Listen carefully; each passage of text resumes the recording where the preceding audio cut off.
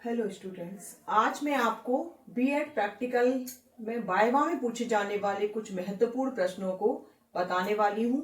ये ऐसे प्रश्न हैं जो अक्सर पूछे जाते हैं प्रैक्टिकल में। तो शुरू करते हैं हम। पहला प्रश्न है इसमें, बीएड का फुल फॉर्म क्या है और बीएड लिखते कैसे हैं। ठीक है, बीएड का फुल फॉर्म आप सब जानते ही होंगे कि बैचलर इन एजुकेशन। ठीक है, तो इसमें हम बैचलर का बी और एजुकेशन का ईडी ले लेंगे। ठीक है, और दोनों के पीछे डॉट लगा देते हैं, बी डॉट एड। ठीक है, बी एड। अब दूसरा है कि विद्यालय कैसे लिखते हैं। ये भी अक्सर शिक्षक पूछते हैं कि विद्यालय कैसे लिखा जाता है, क्योंकि बहुत सारे बच्चों को नहीं पता है कि ये धा है या और दूसरा अक्षर है। ठीक है, तो विद्यालय में ये आधा दा आता है और ये या आता है, ये धा नहीं है, इसमें आधा दा और या शामिल है। तो इसे या तो हम ऐसे लिख सकते हैं या इसे हम ऐसे विद्यालय लिखते हैं। ठीक है, तो ये भी बहुत महत्वपूर्ण है। अगला है कि कक्षा में प्रवेश करते समय सर्वप्रथम क्या करते हैं। ठीक है, जब टीचर कक्षा में प्रवेश करता है, चाहे माइक्रो टीचिंग हो चाहे मैक्रो टीचिंग हो, दोनों में ही सबसे पहले ब्लैक बोर्ड एंट्री भरी जाती है। ब्लैक बोर्ड एंट्री में सबसे पहले यहाँ डेट आती है, यहाँ विषय आएगा, विषय के बाद फिर टॉपिक या प्रकरण आएगा, यहाँ पर कक्षा के नीचे पीरियड और टाइम ड्यूरेशन या समयावधि।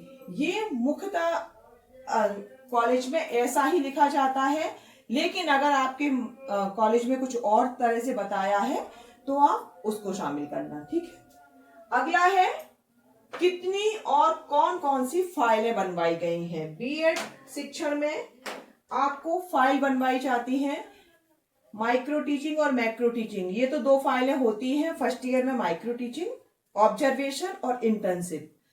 कहीं कहीं कॉलेज में माइक्रो टीचिंग की फाइल अलग बनवाकर ऑब्जर्वेशन और इंटर्नशिप एक में ही मर्ज कर देते हैं, और कहीं कहीं दो फाइलें अलग बनवाई जाती हैं, माइक्रो टीचिंग, ऑब्जर्वेशन और इंटर्नशिप। ठीक है, आप देख लीजिएगा। फर्स्ट ईयर में भी एक साइकोलॉजी की फाइल होती है, वो भी बनवाई जाती है। बुक रिव्यू किसी किसी कॉलेज में सिखाया जाता है, बुक रिव्यू, तो वो फाइल हो जाएगी। इस तरह से आप अपने कॉलेज के बेस पर उसमें देखकर आप बताइएगा वहां पर कितनी फाइलें आपकी बनी हैं। ठीक है, सेकेंड ईयर में दो आपके सब्जेक्ट होते हैं टीचिंग सब्जेक्ट, जिसके आप टीचर बनने वाले हैं, मैक्रो टीचिंग। ठीक है, वो होती है मैक्रो। तो उन दो सब्जेक्ट की दो फाइल आपको बनाना बताई होंगी। ठीक है, तो उन दोनों फाइलों को रखना है। और सेकेंड ईयर में आपको कौन सी फाइल बनवाई है आपके कॉलेज वालों ने, ये देख लीजिएगा।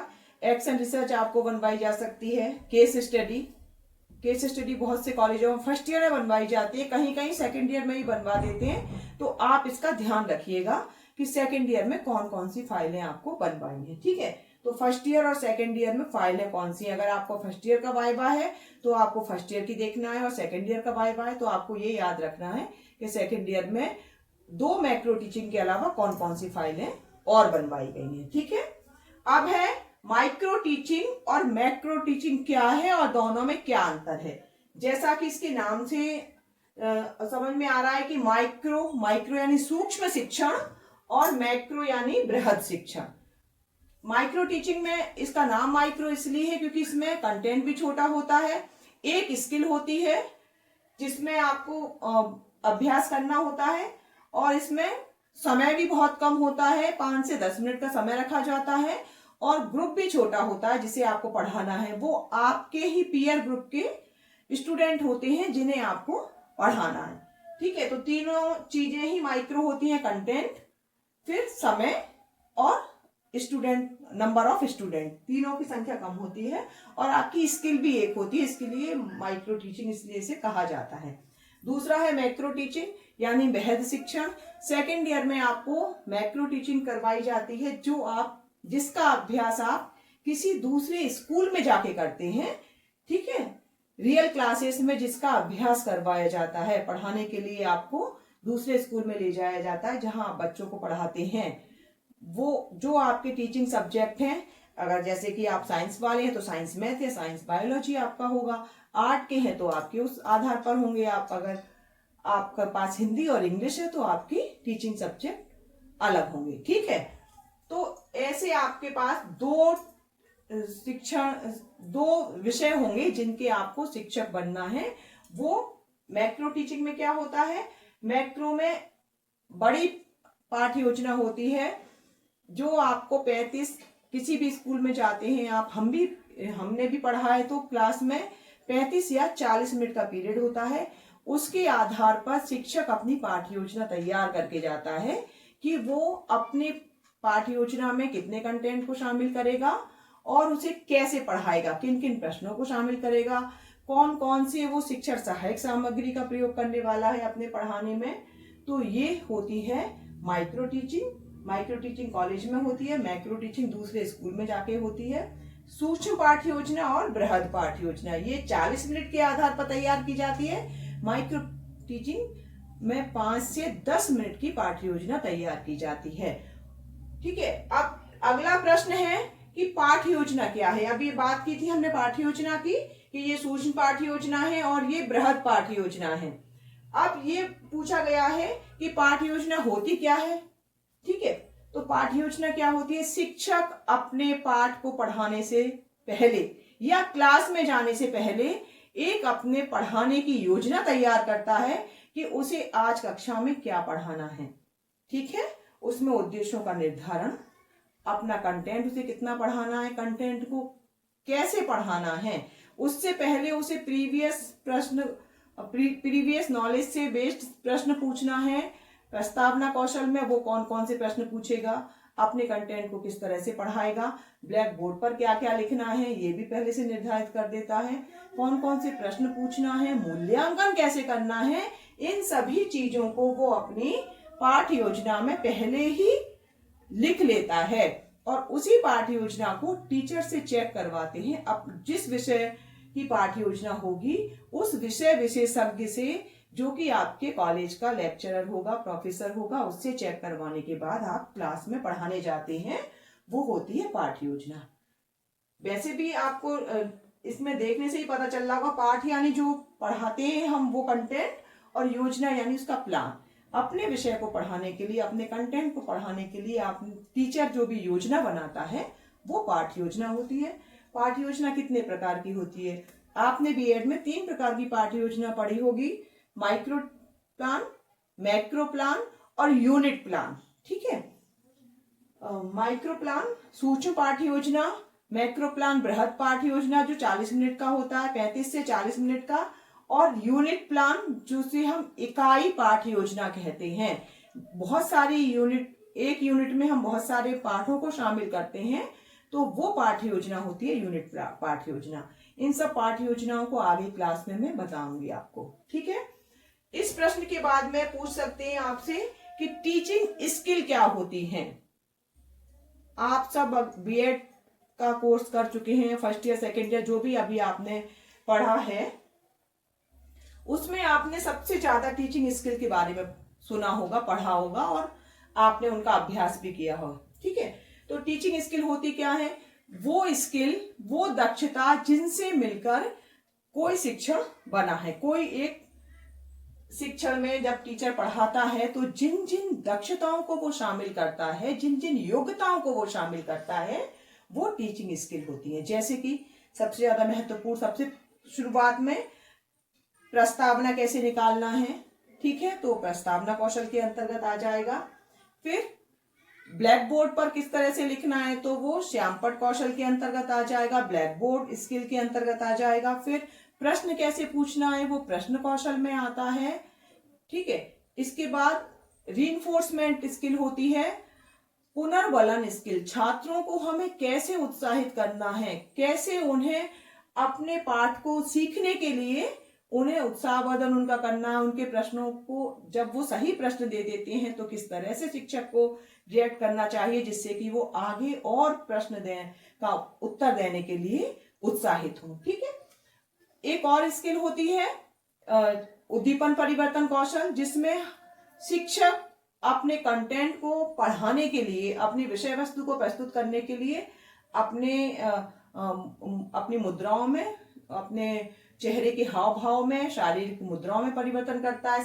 इसके साथ ही साथ वो अपने कंटेंट को कभी ब्लैक बोर्ड के द्वारा, कभी बोलकर, कभी किसी और टीचिंग जो कोई भी टीचिंग लर्निंग ऑब्जेक्ट के माध्यम से आपको जब प्रस्तुत करता है तो वो आपका उद्दीपन परिवर्तन हो जाता है। जैसे ब्लैक बोर्ड पर अभी लिख दिया, मैं किसी भी एक विषय को, किसी टॉपिक को पढ़ाने के लिए मैं चार्ट या मॉडल का प्रयोग करूं, या मैं किसी रियल ऑब्जेक्ट के माध्यम से बताऊं आपको, तो वो क्या हो जाएगा, उद्दीपन परिवर्तन। ठीक है, तो ये सारी क्या है, टीचिंग स्किल है जिनके बिना शिक्षण नहीं किया जा सकता है, या सही तरह से बोलूं मैं तो उनके इन टीचिंग स्किल के बिना एक प्रभावी शिक्षण करना मुश्किल होता है। प्रभावी शिक्षण इन टीचिंग स्किल के माध्यम से ही किया जा सकता है, जिन्हें हम किसमें शामिल करते हैं, माइक्रो टीचिंग में।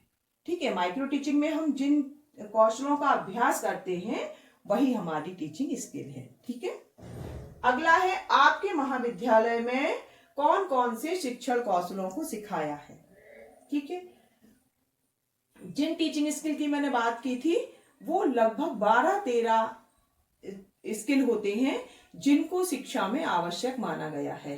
ठीक, लेकिन इतने सारे शिक्षण कौशलों को हर कॉलेज में नहीं पढ़ाया जा सकता, उसमें समय भी ज्यादा चाहिए और ज्यादा शिक्षकों की आवश्यकता होती है। इसलिए क्या करते हैं कि हर कॉलेज में 5-6 शिक्षण कौशलों को शामिल करते हैं, उनके आधार पर माइक्रो टीचिंग सिखाई जाती है। फिर उन्हीं कौशलों के आधार पर हम क्या करते हैं, मैक्रो टीचिंग का प्लान बनाते हैं, उनमें वो सभी कौशल मैक्रो टीचिंग में भी शामिल होते हैं। ठीक है, और उनका अभ्यास हम कहाँ करते हैं, माइक्रो टीचिंग में।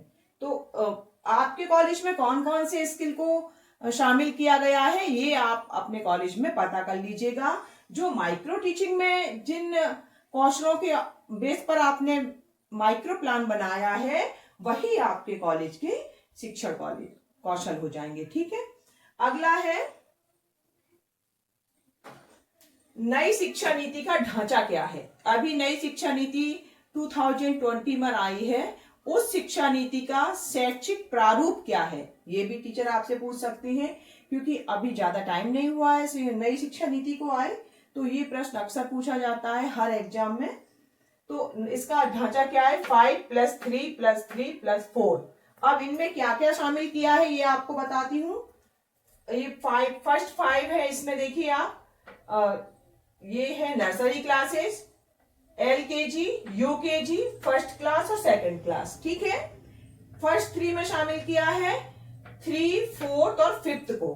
ठीक है, और सेकंड 3 में शामिल किया है 6th क्लास, 7th क्लास और 8th क्लास को। अब इसके बाद 4 है, 4 में आता है 9, 10, 11, 12। हो गया 5+3+3+4। ये नई शिक्षा नीति के आधार पर शैक्षिक ढांचा है। अब देखिए, अगर आपसे पूछा जाए कि पुरानी शिक्षा नीति जो अभी तक चली आ रही थी शिक्षा नीति, उसका ढांचा क्या था, तो आप सब जानते हैं 10+2। 10 फर्स्ट से लेके 10 तक क्लास, उसके बाद 2, 11 और 12। ठीक है, अब आ जाएगा शिक्षण और अधिगम में क्या अंतर है। देखिए, जो जानता है उसके लिए बहुत आसान सी चीज है कि शिक्षण क्या होता है, पढ़ाना, और अधिगम क्या है, उसे ग्रहण करना।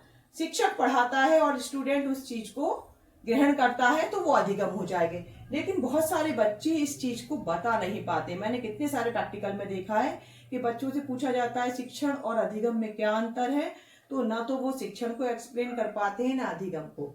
जब शिक्षक पढ़ाता है तो वो शिक्षण है, और स्टूडेंट उसे ग्रहण करता है, सीखता है, तो वो क्या है, अधिगम। अधिगम लर्निंग। ठीक है, टीचिंग एंड लर्निंग।